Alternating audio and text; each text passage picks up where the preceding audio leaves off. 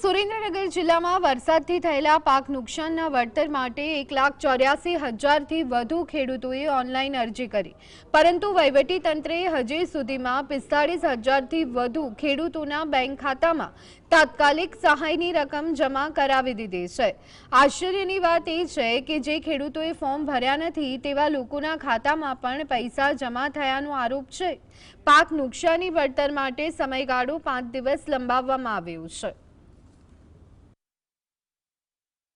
October મહિનામાં જે માવઠારૂપી વરસાદ વરસવા પામ્યો છે, જેને લઈને સુરેન્દ્રનગર જિલ્લાના ખેડૂતોના કપાસ, મગફળી જેવા પાકોને વ્યાપક નુકસાન થયું હતું। સુરેન્દ્રનગર જિલ્લાના 1.84 લાખ જેટલા ખેડૂતો દ્વારા પાક નુકસાન વળતર મેળવવા માટે ફોર્મ ભરવામાં આવ્યા છે અને હાલના તબક્કામાં 45,000 જેટલા ખેડૂતોની ખાતામાં સીધી સહાય પણ જમા થવા લાગી છે। પરંતુ હવે ખેડૂતો ગંભીર આક્ષેપ કરી રહ્યા છે કે જે ખેડૂતોના ખાતા આપવામાં જ નથી આવ્યા, જેની બેંક પાસબુક જોડવામાં જ નથી આવી, તેવા ખાતામાં આ સહાયની રકમ જમા થઈ રહી છે।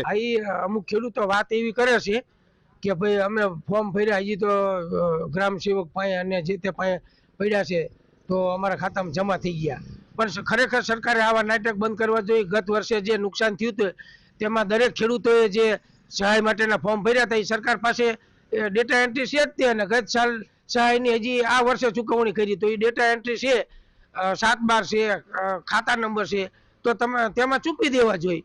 અને આ જે 5 દિવસ વધાર્યા છે એ સારું કહેવાય, દરેક ખેડૂતોના ફોર્મ ભરી શકે, પણ સરકારે એવા નાટક ન કરવા જોઈએ અને સરકાર પાસે બધી વિગત છે જ તે, તો એમાં સીધા જમા કરી દેવા જોઈએ। જે પૈકી 45,000 જેટલા ખેડૂતોના ખાતામાં પૈસા પણ અને સહાયના રૂપિયા પણ જમા થઈ ગયા છે। Fazal Chauhan, GSTV news, Surendranagar.